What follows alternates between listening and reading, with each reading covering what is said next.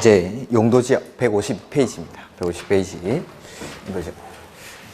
지금까지는 뭐 광역도시계획, 그 다음에 기본계획, 관리계획 이런 것들, 이 먼지 배운 먼지, 그 다음에 수립하는 절차들은 1월 1, 2월 달에 그때 하도록 하겠습니다. 그 다음에 관리계획을 통해서 추상적인 계획을 구체화시키겠다고 했는데 구체화되는 내용이 뭔데? 라고 물어보면은 요 6가지가 관리계획을 통해서 구체화되는 내용이 여기 있는 6가지입니다. 그 중에서 첫 번째가 용도지구입니다. 용도지구. 용도지구는 제가 뭐 분류를 쓸 건데 분류를 써보면은 아 이거 뭐 들어봤는데 하는 것들이 많습니다. 뭐 주거지역, 상업지역, 공업지역, 녹지지역 이런 것들. 자, 그래서 일단 용어들부터 풀이를 해보죠. 제가 이제 처음에 말씀드렸는데 이 용어의 생소함 이런 것들은 제가 단어들을 하나하나 풀어서 설명을 드릴 거라고 말씀을 드렸습니다. 그래서 용도 지역이 뭔지 한번 보죠. 용도 지역 페이지는 152페이지부터 나오죠. 자, 일단 법에 써져 있는 용어의 정의부터 한번 보겠습니다. 152페이지에 용도 지역의 의의가 나오죠. 자, 용도 지역이란 토지 이용 및 건축물의 용도, 건폐율, 용적률, 높이 등을 제한함으로써 토지를 경제적, 효율적으로 이용하고 공공복리 증진을 도모하기 위해서 서로 중복되지 아니하게 관리계획으로 결정하는 지역을 말한다. 네, 용도지역은 관리계획으로 지정하거나 변경하는 걸 결정합니다. 이렇게. 자, 근데 너무나 이렇게 뭐 경제적, 효율적으로 이용하고 공공복리를 증진하고 아주 추상적인 단어들로 쓰여야죠. 그래서 이 법의 정의만 가지고는 용도지역이 무슨 의미인지를 알기가 좀 힘듭니다. 그래서 이런 것들을 한번 풀이를 해보죠. 용도지역은 용도란 말이랑 지역이란 말, 이 두 단어가 결합이 되어 있는 겁니다. 이렇게. 용도가 이걸 우리가 흔히 쓰는 말로 바꾸면 뭡니까? 이게 용도? 사용 목적, 뭐 쓰임새 정도. 쓰임새. 쓰임이겠죠. 쓰임. 용도는 쓰임입니다. 쓰임. 그러면은 지역인데 비슷한 개념을 다 써보고 지구, 구역까지. 자, 지역. 우리는 저번 주에 부동산 공법은 토지랑 건물에 관한 공법으로 두 개가 구분이 되고 국토의 계획 및 이용에 관한 법률은 토지에 관한 공법입니까? 건물에 관한 공법입니까? 토지에 관한 공법. 그러면 지역은 토지일까요? 건물일까요? 토지. 토지인데 어디 있는 토지일까요? 어디? 다시 해보죠. 자, 관리계획으로 용도지역을 지정을 하죠.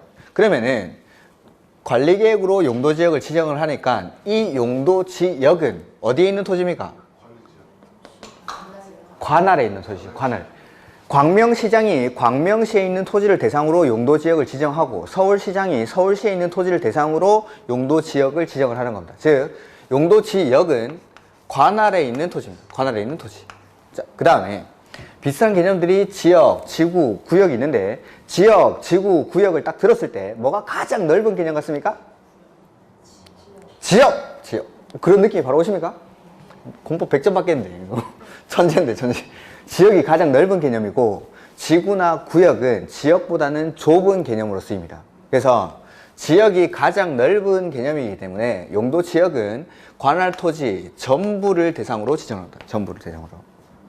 그러면 아직 안 배웠는데 지역보다는 지구나 구역은 좁은 개념이니까 지구나 구역은 관할 토지의 전부에 지정할까요? 일부에 지정할까요? 쉽죠? 공법이 이렇게 쉬운 과목입니다. 이렇게. 지역은 가장 넓은 개념이니까 관할 토지 전부에, 그 다음에 지구나 구역은 지역보다는 좁은 개념이니까 관할 토지 일부에 지정합니다. 일부에. 자, 용도 지역이라는 거는 요거 한번 보면 되죠. 관할 토지 전부를 쓰임에 따라서 분류를 합니다. 분류를. 이 분류가 일단 법에서는 크게 4가지 용도로 구분합니다. 4가지 용도. 그 다음에 이걸 다시 9개의 지역으로 세분을 합니다. 그래서 용도 지역은 법에서는 크게 4용도 9지역으로 구분합니다. 4용도 9지역. 이렇게. 그 다음에 이걸 다시 대통령령에 가면은 대통령령은 이렇게 표시하겠습니다. 21개로 최종적으로 세분합니다. 그래서 우리 법에 있는 용도 지역은 최종 21개입니다. 21개. 이렇게. 그래서 용도 지역, 지구, 구역이 있는데 지역이 21개가 있고 그 다음에 지구가 19개 있을 거고 구역이 5개 있습니다. 뭐 군사시설 보호지구 이런 것들도 나오는데 지구로 끝나죠, 지구? 근데 그거는 우리가 배우는 용도 지구는 아닙니다. 그러니까 지역, 지구, 구역으로 끝나는 말이 우리가 배우는 용도, 지역, 지구, 구역 말고도 많은데 용도, 지역, 지구, 구역은 딱 우리 책에서 배우는 거, 그것만. 다른 지역, 지구, 구역으로 끝나는 말은 근거 법률이 국토의 계획 및 이용에 관한 법률이 아니라 다른 법입니다. 다른 법. 그래서 용도, 지역, 지구, 구역은 딱 우리가 배우는 것까지만 용도, 지역, 지구, 구역이고 다른 거에서 뭐 상수원 보호구역 뭐 이런 것들도 마찬가지. 상수원 보호구역은 우리 법에 안 나옵니다. 그런 것들은 근거 법률이 다른 법입니다. 그래서 용도, 지역, 용도, 지구, 용도, 구역이라고 부르는 거는 21개, 19개, 5개 요것밖에 없습니다. 5개. 자, 분류를 하는데 사용도, 구지역. 사용도가 거기 보면은 153페이지에 원칙해서 가로에 써져 있는 거. 가로 제목들. 가로 1번에 도시지역, 가로 2번에 관리지역, 가로 3번에 농림지역, 가로 4번에 자연환경 보전지역. 이렇게 크게 4가지 용도로 구분합니다. 지금까지 배웠던 거, 뭐 가격도시계획, 도시군 기본계획, 도시군 관리계획 재미없었던 거 뭐 저도 인정합니다. 재미가 있을 수가 없죠. 행정계획을 수립하는 절차가 뭐 재밌을 게 없죠. 용도지역 좀 재밌습니다. 이거 지구 단위 계획구역 이런 거 하면 훨씬 더 재밌습니다. 그러니까 앞으로 점점 재밌어질 거니까 표정 좀 푸시고 들으십시오. 표정들이 너무 안 좋네. 수업하기 힘드네. 그죠? 자, 사용도. 사용도는 크게 도시, 그 다음에 관리, 그 다음에 농림, 그 다음에 자연환경 보전지역. 크게 4가지로 구분합니다. 그게 4가지. 이게 이제 사용도입니다. 사용도. 도시지역, 관리지역, 농림지역, 자연환경 보전지역. 그 다음에 구지역인데 도시지역을 세분하면은 주거지역, 상업지역, 공업지역, 녹지지역 이렇게 세분합니다. 그 다음에 관리지역을 세분하면은 계획관리, 생산관리, 보전관리 이렇게 세분을 합니다. 이렇게. 자, 이게 이제 사용도 구지역입니다. 법에서의 분류. 법에서. 자, 크게 4가지 용도는 도시지역, 관리지역, 농림지역, 자연환경 보전지역. 그 다음에 도시지역을 세분하면은 주거지역, 상업지역, 공업지역, 녹지지역. 그 다음에 관리지역을 세분하면은 계획관리, 생산관리, 보전관리. 자, 여기까지. 자, 우리 학원 건물이죠. 우리 학원 건물. 우리 학원 건물에는 용도 지역이 지정돼 있을까요? 없을까요? 관할 토지 전부에 지정을 한다라고 했으니까 광명시 토지에는 기본적으로 용도 지역은 원칙적으로 다 지정이 되어 있습니다. 하나는 지정이 되어 있는데, 자, 우리 학원에도 분명히 용도 지역이 지정이 되어 있습니다. 그러면은 우리 학원 건물은 도시지역, 관리지역, 농림지역, 자연환경 보전지역 중에 어디에 속할까요? 도시지역. 자, 도시지역 중에서 주거지역, 상업지역, 공업지역, 녹지지역 중에는 어디에 속할까요? 어떻게 알았습니까? 어떻게? 아직 도시지역 이런 거 설명도 안 했고 주거지역, 상업지역, 공업지역, 녹지지역이 뭔지 설명도 안 했는데 여러분은 지금 우리 학원 건물이 상업지역이라는 걸 맞추셨습니다. 맞습니다. 여기 상업지역입니다. 상업지역인데 어떻게 하셨습니까? 아니, 상업지역이라고 말해놓고 뭐 그냥 말했습니까? 그냥 이유가 있을 거 아닙니까? 그렇죠. 주변에 보니까 왠지 상업지역 같죠? 자, 여기 학원이 상업지역이라는 걸 알 수 있는 이유는 첫 번째, 관리지역은 좀 애매한데 도시지역, 농림지역, 자연환경 보전지역 딱 들었을 때 뭔가 이런데 뭐 이런 데지 않을까라는 이미지가 떠오릅니까? 이 단어만으로도 충분히 이런 데가 어떠한 지역이라는 걸 유추할 수가 있습니다. 우리가. 그 다음에 이것도 마찬가지. 주거지역, 상업지역, 공업지역, 녹지지역 역시 이 단어들만 들어서도 충분히 주거지역은 이런 데겠지, 상업지역은 이런 데겠지 라는 것들이 생각이 납니다. 이렇게 단어만으로도 충분히 의미 전달이 되는 거죠. 근데 요 관리지역, 얘가 관리지역 했을 때 이 관리지역이 뭐지? 라고 의미 전달이 잘 안 되는 거지. 나머지는 요런 단어들만 들어도 충분히 어떤 지역인지 내가 유추가 가능합니다. 이렇게 단어가 다 의미를 함축하고 있는 거죠. 그거면 됐어. 그거면. 그 다음에 우리 학원 건물은 여러분들이 상업지역이라고 했는데 이 상업지역 중에서도 일반 상업지역에 속합니다. 일반 상업지역. 상업지역이라는 걸 알 수 있었던 이유가 주변에 보니까 상업지역 같습니다. 그렇죠. 내가 생각했던 상업지역과 우리 학원 주변의 상업 분위기 내지는 환경이 내가 생각했던 상업지역이랑 비슷한 이미지인 겁니다. 그래서 여기가 상업지역이라는 걸 알 수가 있었죠. 그게 용도지역의 쓰임입니다. 용도지역의 쓰임. 자, 가정을 합니다. 가정을. 우리 뭐 하원 건물이 쭉 길가에 이렇게 쭉 있고, 길가 여기는 이제 아파트가 있는데, 여기 뭐 경찰서 있고, 요 밑에 내려가면 경찰서 있고, 학원 건물이 여기 있죠. 그 다음에 우리 학원 뒤쪽으로 가보니까, 엄청나게 이렇게 번화가던데. 그렇죠? 자, 근데 가정을 합니다. 우리 학원 건물이 여기 있는데, 학원 바로 옆에 보니까 지금들은 막 상가가 있지만은 학원 바로 옆에 논이 이렇게 쭉 있는 논이. 그 다음에 요 밑에 쪽에는 학원 밑에 쪽에는 과수원이 있어요. 과수원. 그리고 학원이랑 과수원 옆에 보니까 시커먼 연기가 풀풀 나오는 공장이 공장 굴뚝에서 시커먼 연기가 확 나옵니다. 그 다음에 공장 바로 옆에 보니까 단독주택들이 쫙 펼쳐져 있고 그 단독주택 옆에 보니까 아파트가 이렇게 서 있어요. 아파트. 그러면은 자 우리 학원 건물이 있고 옆에는 논이 쫙 바로 옆에 논이 쫙 있고 그 밑에는 바로 과수원이 있고 그 학원이랑 과수원 뒤쪽에 가니까 시커먼 연기가 풀풀 나오는 공장이 쭉 나오고 그 다음에 그 공장 바로 옆에는 단독주택들이 이렇게 막 밀집돼 있고 이러한 지역은 용도지역이 주거지역, 상업지역, 공업지역, 녹지지역 내지는 농림, 자연환경 보전지역 중에 어디에 속할까요?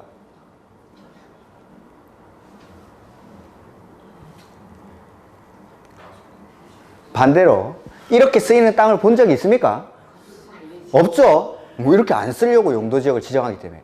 자, 용도지역은 여기 보면은 관할토지 전부, 즉 광명시에 있는 토지 전부를 대상으로 이 토지를 쓰임에 따라서 나눕니다. 토지를.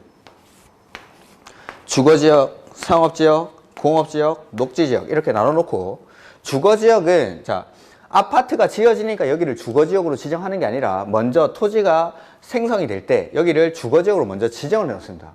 그러면은 주거지역이라는 규제를 받으면서 건물이 지어지겠죠. 이렇게 내가 내 땅을 함부로 마음대로 못 쓰는 이유는 규제를 받으니까. 즉 용도지역이 지정돼 있는 땅은 주거지역으로 지정돼 있으면은 주거지역에 어울리는 건물들만 들어오는 겁니다. 상업지역도 마찬가지겠죠. 상업지역으로 지정을 해놓고 상업지역이라는 규제를 받으니까 상업지역에 어울리는 건물들이 들어옵니다. 공업지역도 공업지역이라고 지정이 되니까 공업지역이라는 용도지역 규제를 받으면서 공업지역에 어울리는 건물들이 들어옵니다. 자, 주거지역이라는 규제를 받으면서 주거지역에 어울리는 건물이 들어오니까 내가 생각했던 주거지역의 이미지와 비슷한 지역들이 형성이 되는 거죠. 상업지역도 마찬가지. 상업지역이라는 규제를 받으면서 건물들이 상업지역에 어울리는 건물들이 들어오니까 내가 생각한 상업지역과 비슷한 이미지의 동네가 만들어지는 겁니다. 즉 용도지역이라는 거는 관할 토지를 용도에 따라서 분류를 해가지고 주거지역은 주거지역에 맞게 상업지역은 상업지역에 맞게 쓰자는 겁니다. 즉 요런 땅은 있을 수가 없다는 거죠. 이렇게 하면 토지의 효율성이 떨어지니까 용도에 따라서 관할 토지를 딱딱 나눠가지고 여기는 주거지역에 맞게 쓰자 여기는 상업지역에 맞게 쓰자 하는 게 바로 용도지역입니다. 자, 이걸 다른 말로 한번 해보면은 이거는 이제 논문 같은 데 나오는 건데 법의 정의는 너무 이제 추상적으로 써져 있어가지고 용도지역은 관할 토지 전부를 생활권을 중심으로 분류를 합니다. 생활권을 중심으로. 즉 주거지역은 주거지역에 맞는 생활권을 형성하기 위해서 상업지역은 상업지역에 맞는 생활권을 형성하기 위해서 관할 토지를 딱딱 나누는 거죠. 그래서 용도지역을 지정해 놓고 나면은 용도지역의 행위제한, 즉 건축제한이라고 합니다. 각각의 용도지역마다 지을 수 있는 건물, 없는 건물들이 있습니다. 이런 것들을 주거지역이라는 행위제한을 받으면서 주거지역에 어울리는 건물들이 지어지다 보니까는 여기는 주거지역에 맞는 생활권이 형성이 되더라. 상업지역은 상업지역에 맞는 생활권이 형성이 되더라 라는 겁니다. 즉 하나의 토지에는 생활권이 하나만 형성이 되어야 합니다. 주거지역 플러스 공업지역 이렇게 될 수 있을까요? 없을까요? 여기가 주거지역이기도 하고 공업지역이기도 하면은 이렇게 되는 겁니다. 근데 이렇게 쓰이는 땅을 본 적이 없는 거죠. 이렇게 안 쓰려고 용도지역을 지정하니까. 주거지역 플러스 공업지역 할 거면은 용도지역을 나눠놓을 필요가 없죠. 용도지역. 용도에 따라서 딱딱 나눠서 쓰려고 용도지역을 지정하는 건데 주거지역 플러스 공업지역 이렇게 해버리면은 용도지역을 지정할 필요가 없는 겁니다. 되는 대로 막 지어버리면 되니까. 그래서 땅을 이렇게 안 쓰기 위해서 용도지역을 지정을 해서 관할 토지를 용도에 따라서 분류를 하고 그 규제를 받으면서 건물들이 들어오다 보니까는 주거지역은 자연스럽게 주거지역 생활권이 형성이 되고 상업지역은 상업지역에 맞는 생활권이 형성이 되더라고요. 합니다. 그래서 하나의 토지에는 하나의 생활권만 형성이 돼야 되기 때문에 용도지역은 중복이 될까요? 안 될까요? 주거지역 플러스 공업지역 이런 거 없다라고 했죠. 하나의 토지에는 하나의 생활권만 형성이 됩니다. 중복이 만약 된다면은 이런 토지가 탄생을 하는 거예요. 이렇게. 토지가 이렇게 만들어져요. 이렇게 안 쓰려고 용도지역을 지정하니까. 그래서 거기 법에 정의해보면은 맨 끝에 줄에 서로 중복되지 아니하게, 그게 그 말입니다. 용도지역은 중복해서 지정할 수가 없습니다. 즉 토지 뭐 이렇게 이용 규제라는 게 있습니다. 우리가 내가 가지고 있는 땅의 정확한 규제를 알려면은 뭘 찾아보면 되냐면 토지, 이용, 계획, 확인, 원이라는 게 있습니다. 녹색 창에 이걸 딱 치죠. 그러면은 거기다 지번을 쓰는 난이 있습니다. 내가 우리 집에 가가지고 토지 이용 규제 확인원 뭐 이런 거, 토지 이용 계획 확인원 이거 해가지고 우리 집 주소를 쳐보는 거죠. 대부분이 아마 제3종 일반 주거지역에 속해 있을 겁니다. 이렇게 거기 가면은 내 땅에 붙어있는 각종 규제, 국계법상의 규제뿐만 아니라 다른 법에 따른 규제, 수도권 정비계획법이라는 법이 있는데 광명시는 아마 과밀 억제 권역일 겁니다. 그런 것들도 다 뜹니다. 낮에는 용도 지구나 구역이 붙어있죠. 그런 것들도 다 여기 뜨게 됩니다. 그래서 우리가 만약에 중개를 할 때 실무에 나가서 권리관계를 확인시켜주기 위해서는 그 등기부를 떼보면 등기부, 그 다음에 의뢰인들이 그냥 오진 않겠죠. 내가 뭐 요양병원 하나 지으려고 한다, 아니면 내 주유소 하려고 하는데 땅 하나 봐달라고 하는 겁니다. 그러면은 일단은 주유소가 되는지 안 되는지를 하게 됩니다.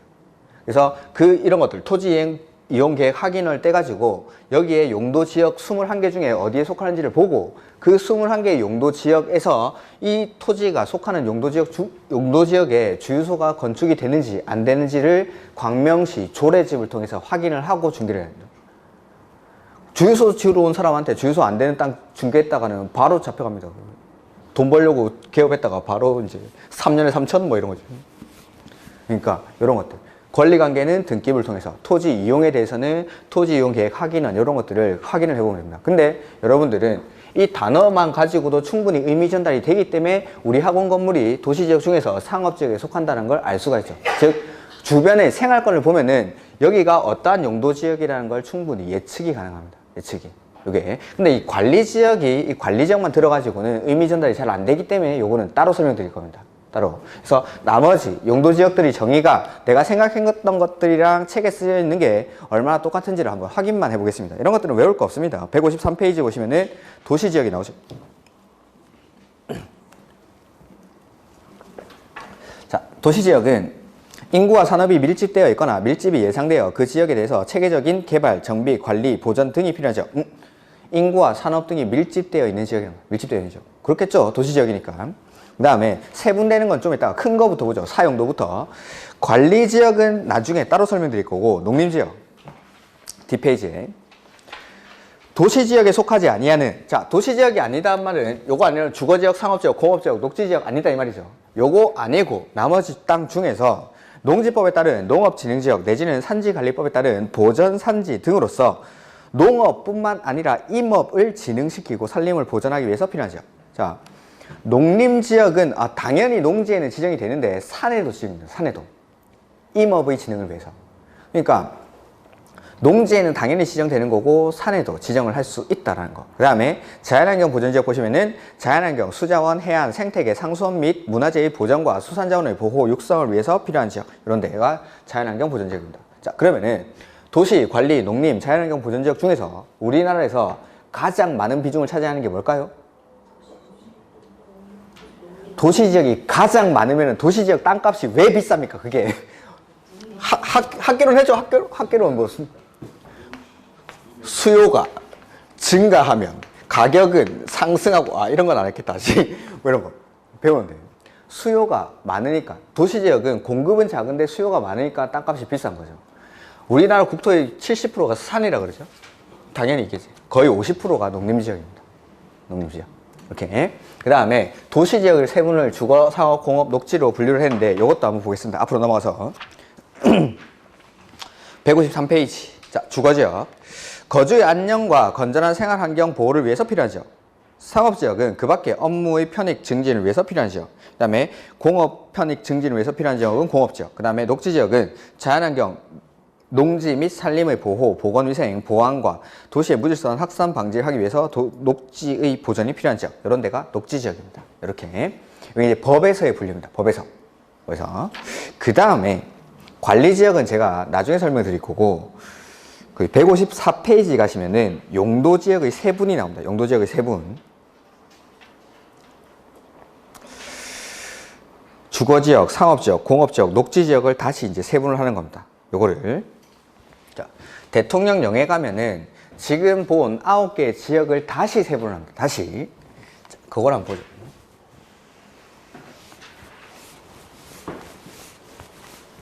자, 주거지역을 세분하면은, 이 주거지역은 전용 주거지역, 일반 주거지역, 준주거지역, 이렇게 세분합니다. 전용 주거지역, 일반 주거지역, 준주거지역.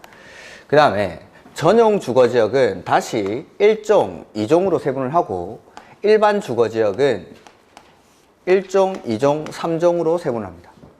이렇게. 그 다음에 상업지역을 세분하면은 중심상업지역, 일반 상업지역, 유통상업지역, 근린상업지역, 이렇게 세분합니다. 그 다음에 공업지역은 주거지역이랑 똑같이 전용, 일반, 준공업지역, 이렇게 세분합니다. 이렇게. 그 다음에 녹지지역은 보전, 생산, 자연녹지, 이렇게 세분합니다. 이렇게 하면은 총 21개의 용도지역이 나옵니다. 의심하시는 분이 있으니까 실제로 세알려보면 하나, 둘, 셋, 넷, 다섯, 여섯, 일곱, 여덟, 아홉, 열, 열하나, 열둘, 열셋, 열넷, 열다섯, 열여섯, 열일곱, 열여덟, 열아홉, 스물, 스물하나 이렇게 21개의 용도지역 외워야 됩니다. 제가 11월 달에는 웬만하면 외우라고 하고 싶지 않은데 용도지역은 빨리 외우면 빨리 외울수록 좋습니다. 이 용도지역이 뒤에 가면 계속 나옵니다. 계속 나오는데 용도지역의 개념이 명확하지 않으면은 그때마다 이 국계법 앞에 찾아와가지고 이게 뭐였더라? 제3종 일반 주거지역이 뭐였더라? 제2종 일반 주거지역이 뭐였더라? 찾아봐야 됩니다. 이렇게. 그러니까 이 용어들이 기본이 되고 나서 개발법 정비법에서 도시지역 이런 게 나왔을 때 아 도시지역은 이런 데지 하고 하면은 그냥 넘어가는데 개발법에서 도시개발구역으로 지정된 지역은 거기를 도시지역으로 봐줍니다. 근데 도시지역이 뭐였더라 하고 하면 앞에 또 찾아봐야 됩니다. 국계법을. 그래서 요거는 너무 힘드신 분들은 안 해오셔도 좋은데 이거 웬만하면 외우셔요. 어차피 뭐 1, 2월 달에 되면은 제가 쪽지 시험을 올해는 꼭 칠 겁니다. 이때까지는 내가 친다고 하고 안 쳤는데 쪽지 시험에 그 표를 만들어 가지고 군데군데 구멍을 비워놓고 쪽지 시험 칠 겁니다. 못 외우면 손바닥도 맞고 집에도 못 갑니다. 그렇게 해야 외우지. 7, 8월 때까지 이걸 안 외워가지고 수업이 안 돼, 수업이. 그러니까 용도지역, 지금 그 다음에 뒤에 나오는 용도지구, 용도구역 이런 것들도 다 암기사항이긴 합니다. 근데 우리가 뭐 영어 배울 때도 알파벳을 외워야 뭐 영어 단어도 외우고 하는 듯이 이것도 마찬가지입니다. 공부할 때 용도지역을 모르면은 용도지역, 용도지구 이런 것들 개념이 안 잡혀 있으면은 수업 진행이 안 됩니다. 그래서 요거는 반드시 외우도록 하겠습니다. 외우도록. 그 다음에 자, 설명 안 하고 온 이 세분되는 거 설명하기 전에 관리지역부터 설명드립니다. 관리지역. 자, 153페이지에 관리지역. 요건 이제 도시지역, 농림지역, 자연환경 보전지역이랑 다르게 관리지역만 들어가지고는 의미 전달이 잘 안 되기 때문에 따로 설명을 드린 겁니다. 보면은 도시지역의 인구와 산업을 수용하기 위해서 도시지역에 준하여 체계적으로 관리하거나 도시지역과 비슷한 지역인가 싶은데 농림업의 진흥, 자연환경 또는 산림의 보전을 위해서 농림지역 또는 자연환경 보전지역에 준해서 관리가 필요한 지역. 뭔가 되게 애매한 지역입니다. 도시지역 같기도 하고 농림지역 같기도 하고 자연환경 보전지역 같기도 하고. 그 다음에 이 관리지역은 3개로 세분을 하는데 보전, 생산, 계획이라고 돼 있는데 요거 외울 때 계획, 생산, 보전 이렇게 순서대로 외워주십시오. 자, 용도지역은 제가 여기 써놓은 순서대로 외워주시면 좋습니다. 그렇게 외워야 됩니다. 좋은 게 아니라 요 순서대로 요 뒤에다가 나중에 건폐율, 용적률까지 싹 다 붙일 거기 때문에 순서대로 외우셔야 되는데 자, 계획관리부터 한번 보죠. 도시지역으로 편입이 예상되는 지역이나 자연환경을 고려해서 제한적인 이용, 개발을 하려는 지역으로서 계획적, 체계적 관리가 필요한 지역. 도시지역이 될 것 같은 애들, 도시지역이 될 것 같은 애들. 자, 도시지역은 주거지역, 상업지역, 공업지역, 녹지지역이고 관리, 농림, 자연환경 보전지역은 도시지역이 아니죠. 근데 이 관리지역 중에서 도시지역은 아닌데 좀 있으면 도시지역이 될 것 같다 싶은 애들. 이게 이제 계획관리지역입니다. 그 다음에 생산관리지역 보시면은 농업, 임업, 어업, 생산 등을 위해서 관리가 필요하나 주변의 용도지역과의 관계 등을 고려할 때 농림지역으로 지정하여 관리하기가 곤란한 지역. 농림지역이랑 좀 비슷한 데 같습니다. 농림지역이랑. 그 다음에 보전관리지역. 자연환경 보호, 산림 보호, 수질오염 방지, 녹지 공간 확보 및 생태계 보전 등을 위해서 보전이 필요하나 주변의 용도지역과의 관계 등을 고려할 때 자연환경 보전지역으로 지정하여 관리하기가 곤란한 지역. 자연환경 보전지역이랑 좀 비슷한 데인가 봅니다. 이렇게. 자, 요 글자만 가지고는 의미 전달이 전혀 안 되기 때문에 자, 한번 보겠습니다. 공법은 규제법이라고 했는데 이 규제를 가하는 이유는 이 어떠한 특정한 제도가 없을 때 이 규제를 안 하다 보니까 문제가 발생하는 겁니다. 그래서 그 문제를 해결하기 위해서 규제를 만들어내서 그 문제를 해결하는 거죠. 즉 어떠한 제도들이 왜 만들어졌는지를 확인하기 위해서는 이 제도가 없을 때 어떠한 문제가 발생했는지를 보면은 이 제도가 이걸 해결하기 위해서 만들어졌구나 라는 걸 알 수가 있습니다. 그래서 우리도 4가지 용도가 있는데 그 중에서 관리지역을 빼버리는 겁니다. 관리지역을 빼면은 어떠한 문제가 발생하는지를 한번 보면 되겠죠. 관할 토지가 이렇게 있는데 관리지역을 빼면은 용도가 3가지가 남죠. 도시, 그 다음에 농림, 그 다음에 자연환경 보전지역. 이렇게 예전에 물론 이 관리지역이라는 거는 2003년도에 새로 만들어집니다. 국계법이 시행될 때 그 전에는 준도시지역, 준농림지역 이런 게 있었는데 그걸 통합을 하면서 이제 관리지역으로 바꾸는 건데 준도시지역, 준농림지역도 없을 때를 가정을 한번 해보는 겁니다. 그러면은 관할 토지가 도시, 농림, 자연환경 보전지역 이렇게 구분이 됩니다. 자, 도시화가 되기 이전 단계 70년대, 80년대에는 도시의 규모가 작기 때문에 도시지역으로 지정이 돼 있더라도 이 도시의 중심부만 개발이 되는 거지 도시의 외곽지역은 요런 데 있는 땅, 요 농림지역의 적경지대, 자연환경 보전지역의 적경지대에 있는 땅은 예전에 70년대, 80년대에는 도시지역에 가깝게 이용되고 있을까요? 농림지역에 가깝게 이용되고 있을까요? 그렇죠. 그래서 도시지역이긴 하지만은 농림지역에 적강해 있는 이런 토지들은 농림지역이랑 비슷하게 활용이 되고 있는 겁니다. 여기도 마찬가지. 자연환경 보전지역과 비슷하게 이 토지들이 활용이 되고 있더라는 거죠. 이럴 때는 아무런 문제가 발생을 안 합니다. 아무런 문제가. 근데 80년대 중후반부터 해가지고 사람들이 도시지역으로 몰려들고 이 도시가 점점 커집니다. 그 다음에 90년대 초반 이후로 자동차가 보급이 되면서 사람들이 출퇴근 거리가 늘어나게 되죠. 이렇게. 그러면은 중심지에 오피스 빌딩들을 놔두고 주거지역이 도시 외곽 지역으로 이렇게 개발이 되는 겁니다. 그러면서 도시가 점점 커 나가는 거죠. 성장해 나갑니다. 도시가. 자, 도시가 이렇게 쭉쭉 성장을 해 나가다가 도시의 마지막 끝단에 도달을 합니다. 이제 좀 넘어가면 이제 농림지역이죠. 조금만 넘어가면 농림지역인데 도시라는 애가 성장을 하다가 이 도시지역의 끝에 도달했을 때 여기까지가 도시지역이구나 하고 성장을 멈춥니까? 아니면은 계속 성장해 나갑니까? 그렇죠.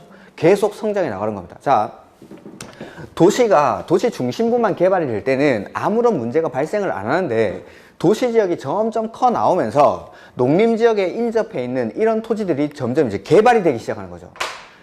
얼마 전까지만 해도 농림지역 여기 있는 토지나 도시지역의 적경지대에 있는 여기 있는 토지나 토지가 활용되는 게 똑같았었는데 도시가 점점 커 나오면서 이 도시지역에 있는 농지들은 개발이 되기 시작하면서 상업용 빌딩들이라든지 아파트들이 들어섭니다.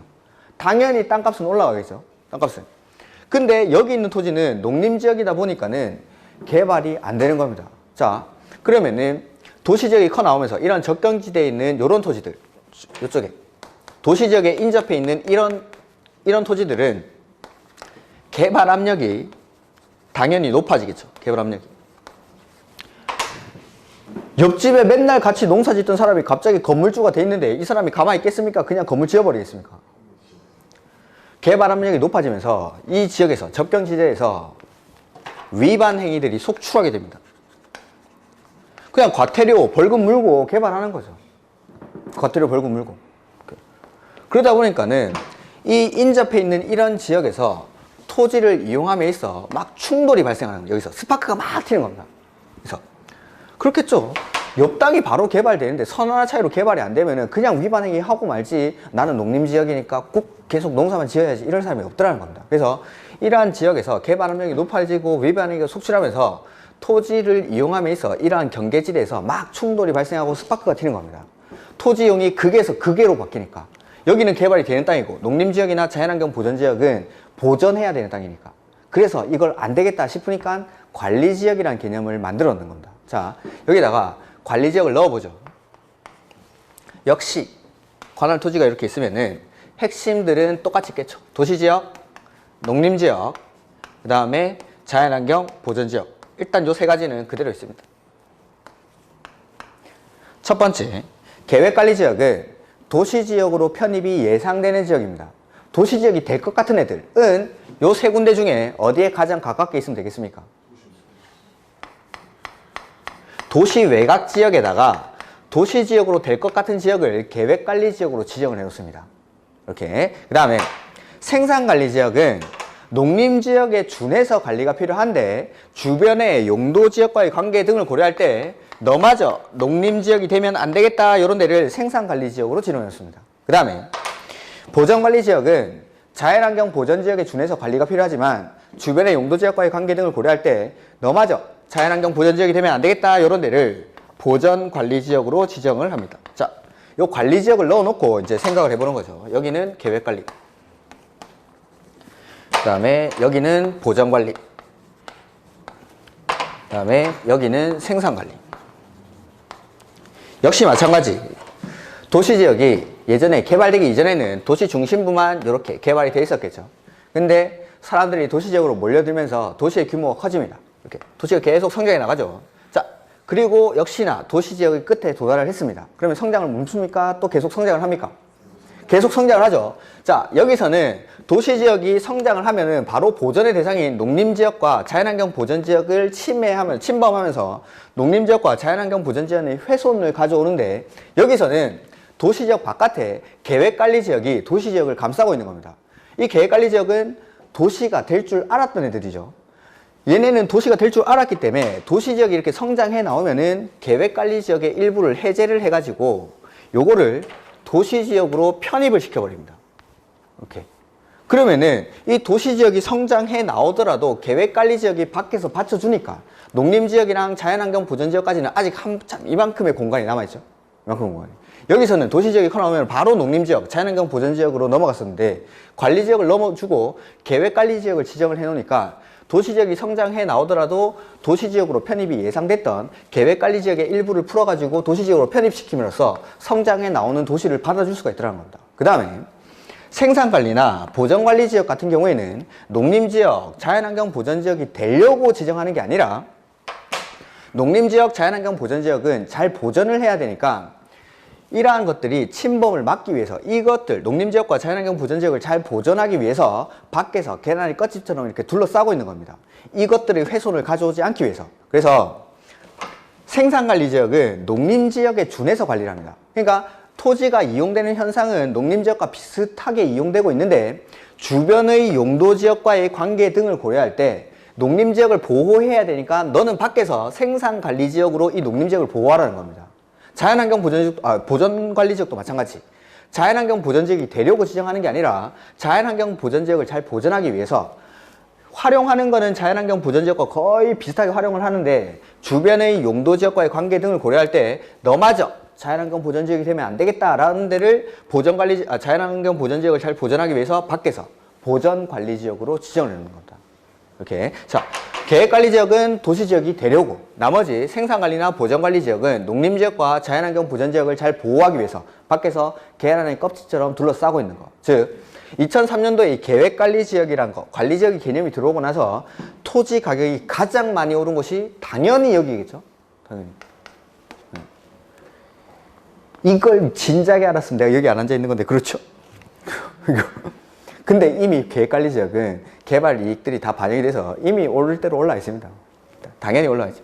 도시지역이 될 줄 알았으니까. 이런 것들은 그래서 주변에 신도시 만들어지는 데 보면은 다 계획관리지역입니다. 신도시가 만들어지는 지역 자체가 그 지역들은 도시지역으로 될 줄 알았던 지역이기 때문에 이 계획관리지역을 도시개발구역으로 지정해서 신도시를 만드는 겁니다. 이렇게. 그래서 토지가격 상승도 되게 높았던 곳이고, 뭐 지금은 계획관리지역 모르는 사람 없기 때문에 다 올라가 있습니다. 땅값은. 이렇게. 그래서 계획관리지역은 도시 외곽지역에서 도시지역이 되기 위해서 거기다가 지정하는 거. 그 다음에 생산관리나 보전관리지역은 농림지역, 자연환경 보전지역이 되기 위해서 지정하는 게 아니라 농림지역과 자연환경 보전지역을 잘 보전하기 위해서 주변에서 밖에서 둘러싸고 이러한 것들을 보호하는 겁니다. 보호하는 거. 이렇게 계란의 껍질 같은 역할을 하는 거. 관리지역은 이 그림보다 더 잘 설명할 수는 없습니다. 국내에서는 이 그림을 그리는 사람 없고 제가 유학파한테 직접 배운 것도 진짜인데 이 그림보다 더 잘 설명할 수는 없습니다. 이 관리지역입니다. 이렇게. 그래서 글자들도 지금 제가 아까도 읽었던 글자들도 중요한데 이 글자들보다는 우리 관내에서 이러한 21개의 용도지역이 어디쯤에 위치할까를 한번 생각해 보는 게 좋습니다. 용도지역에서 문제가 많이 나오는 게 뭐냐면은 다음 중 어떠한 용도지역에서 지을 수 있는 건물은 없는 건물은 이런 문제가 많이 나옵니다. 아니면은 뭐 다음 중 아파트를 지을 수 없는 용도지역은 다음 중 아파트를 지을 수 있는 용도지역은 이렇게 물어봅니다. 이렇게. 그러면은 이러한 용도지역의 개념들을 떠올리면서 내가 이렇게 생각을 해보고 이러한 건물이 요 용도지역에 이 건물은 일종 전용 주거지역에 들어가면 어울리지 않는데 라고 생각하고 그렇게 골라내야 되는 문제도 있습니다. 그걸 건축 제한을 다 외울 수가 없기 때문에 이렇게. 그래서 관리지역 이런 것들 글자들보다도 그 지역들의 특징들을 머릿속에 떠올려 보는 것 이런 것들을 한번 해보시고 그 다음에 돌아다니다가도 여기 이제 쭉 지나가고 여기는 상업지역이 있네. 반대편에 바로 아파트가 있죠. 저기는 주거지역이 있네. 주거지역 중에서도 어디에 속할지 이런 것들을 한번 생각해 보는 겁니다. 이렇게. 자, 대통령령에서 21개로 세분한다라고 했는데 그 세분되는 거를 하나하나 보겠습니다. 자, 주거지역 보시면은 그 154페이지 용도지역의 세분. 이건 이제 대통령령에서 이렇게 세분을 한다라는 겁니다. 대통령령에서.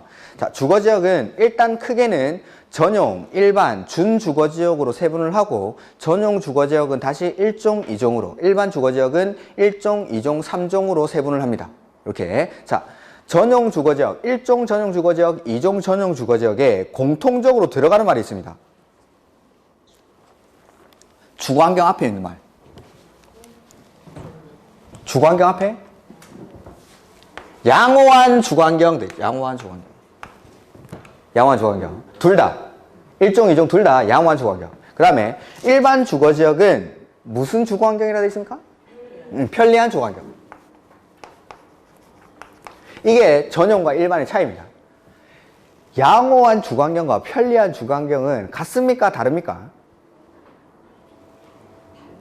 다르겠죠. 다르겠죠. 자, 양호하단 말은 편리하진 않으나 양호하다 이 말이고 편리하다 이 말은 양호하진 않으나 편리하다 이 말입니다. 자, 보죠. 저녁에 반찬을 합니다. 된장찌개를 끓이는데 두부가 없죠. 두부가. 그러면은 마트가 멀면 편리합니까? 가까우면 편리합니까? 그러면은 이 편리한 주거환경에서는 우리 집 주변에 대형 마트라든지 백화점이 그리 멀지 않은 거리에 위치하겠죠. 그 다음에 차가 없는 사람들 편리하려면은 우리 집 주변에서 지하철역이라든지 버스 정류장이 가까우면 편리합니까? 멀면 편리합니까? 가까우면. 그러면은 우리 집 근처에 버스 정류장이나 지하철역이 그리 멀지 않은 거리에 위치합니다. 그런 데가 편리한 주거환경. 그 다음에 자동차가 있는 사람들도 편리하려면은 다른 외곽 지역으로 넘어가기 위해서 주요 간선도로에 인접해 있어야 다른 지역으로 넘어가기가 편하겠죠. 그러면은 이러한 편리한 주거환경에서는 주변에 마트라든지 백화점 이런 것들이 위치하고 그 다음에 지하철역이라든지 도로 같은 것들이 그리 멀지 않은 거리에 위치합니다. 이런 데서 아침에 일어나면 어떤 소리가 들릴까요? 새소리가 또 왜 들립니까? 새소리가. 그렇죠. 차 소리 같은 거.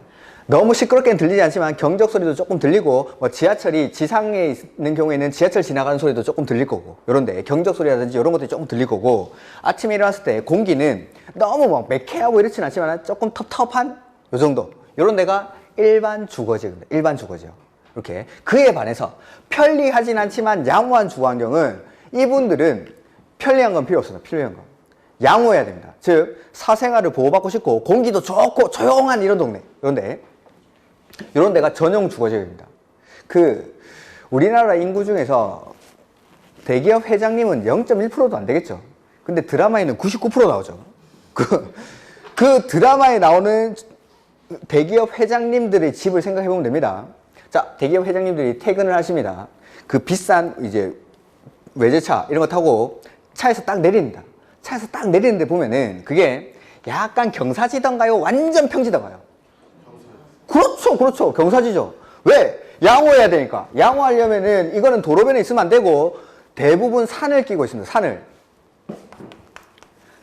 그 지역의 대표적인 산 밑에 있는 동네가 전용 주거지역입니다. 자, 그 대기업 회장님들 집에 전화가 오죠. 그러면 회장님들이 전화 받는 게 아니라 그 일하시는 분이 전화 받으면서 무슨 동입니다 하는데 거기에 무슨 동입니까? 그렇죠, 그렇죠, 그렇죠. 성북동, 평창동. 드라마는 열심히 보시네. 뉴스를 좀 보시죠. 성북동, 평창동. 요 뒤에 뭐 있습니까? 북한산. 북한산. 북한산 바로 밑에 있는 동네가 성북동, 평창동. 우리나라에서 제일 비싼 단독주택 누구 겁니까? 그 신세계 이명희 회장님 거랑 이건희 회장님 주택이 왔다 갔다 하긴 하는데 일단 그 두 분 거 어딨냐면은 한남동, 이태원동. 이 뒤에 뭐 있습니까? 남산. 남산 바로 밑에 한남동, 이태원동 있죠. 그러니까 산 밑에. 그래서 그 회장님들이 내릴 때 약간 경사인데 이런 데서 내린 겁니다.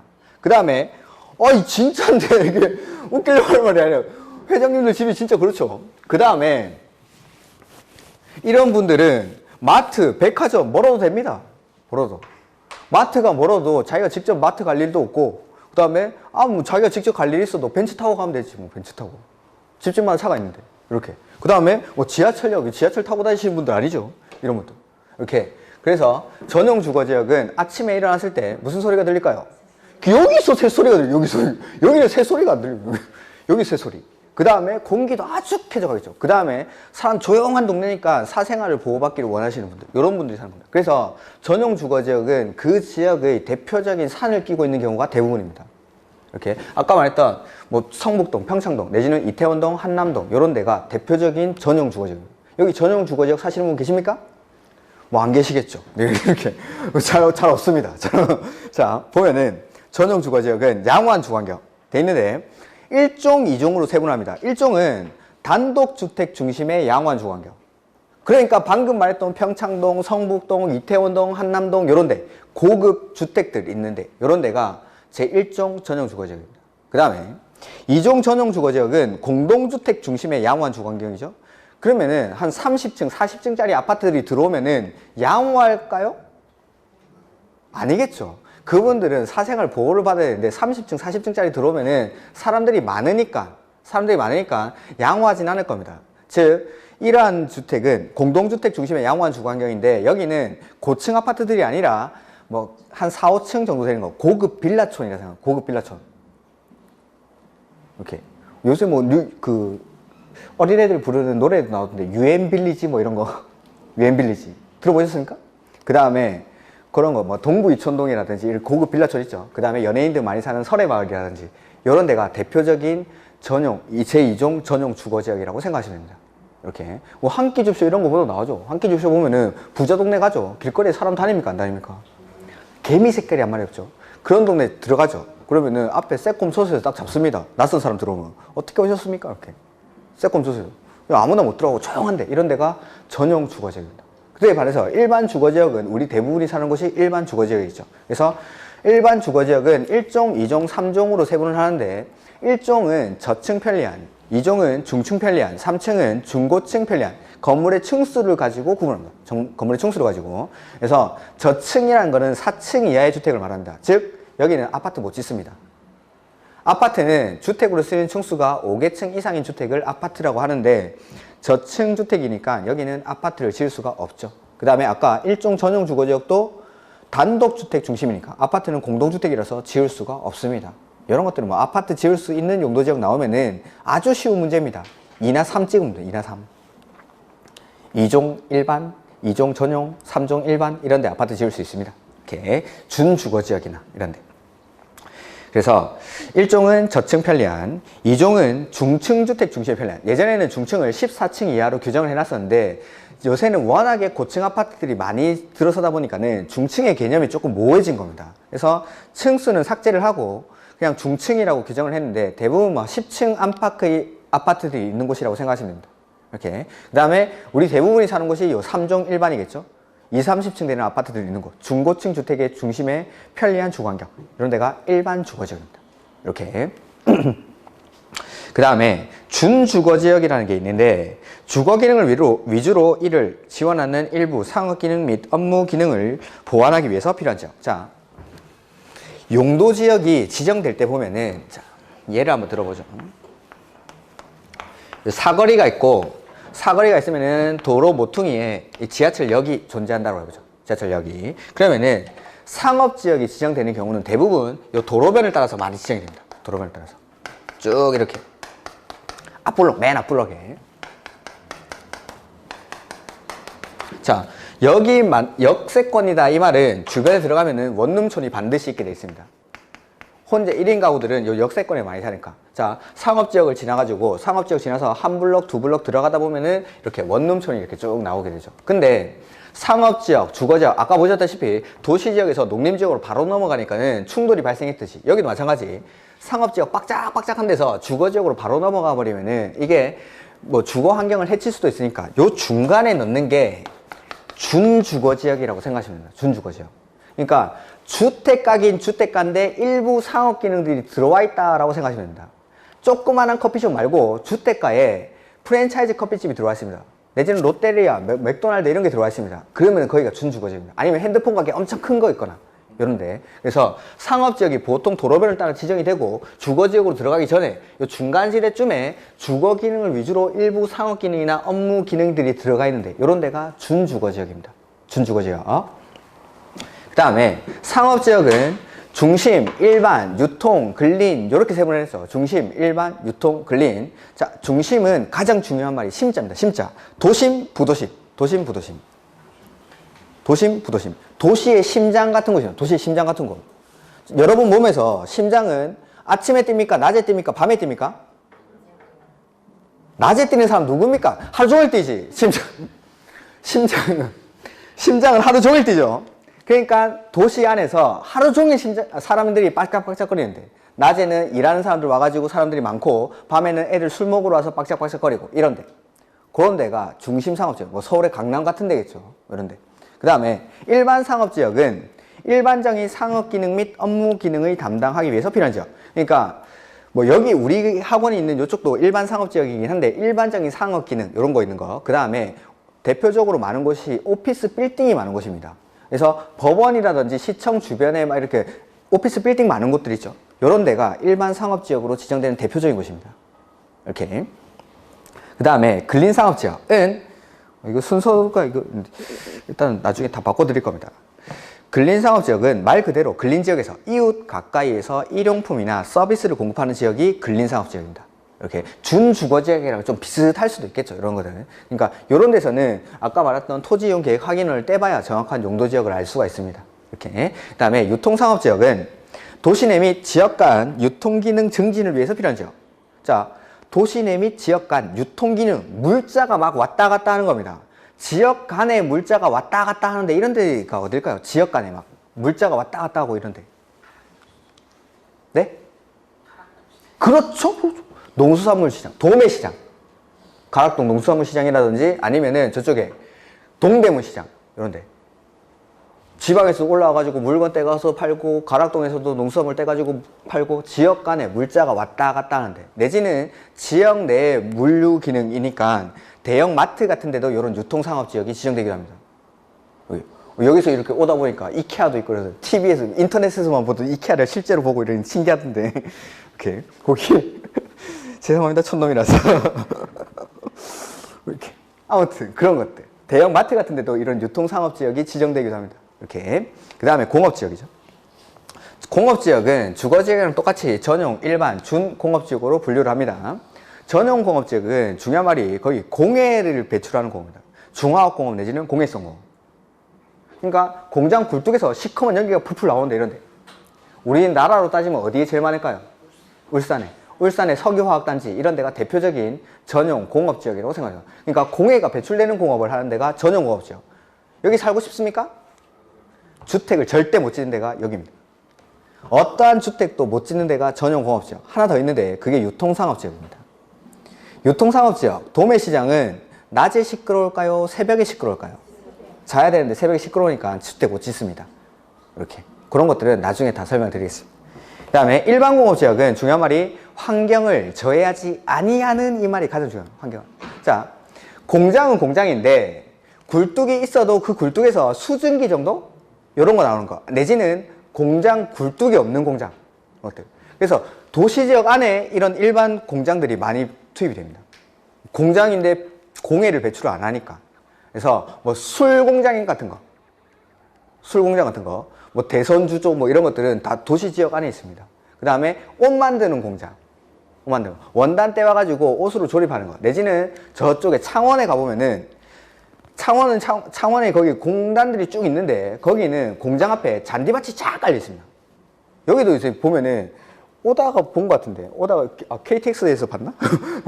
공장인 공장인데 앞에 잔디밭이 쫙 깔려 있고 공장에 굴뚝이 없습니다. 창원에는 대부분 전자제품 조립하는 공장이기 때문에 매연이 배출될 게 없죠. 이런 공장들. 그러니까 공장이긴 한데 공해를 배출하지 아니하는, 즉 환경을 저해하지 아니하는 공장들을 일반 공업지역에 배치합니다. 그 다음에 중공업지역이라는 게 나오는데 공업 기능을 위주로 경공업 그 밖에 공업을 수용하되 주거, 상업 및 업무 기능의 보완이 필요한 지역. 자, 이게 대표적인 게 뭐냐면은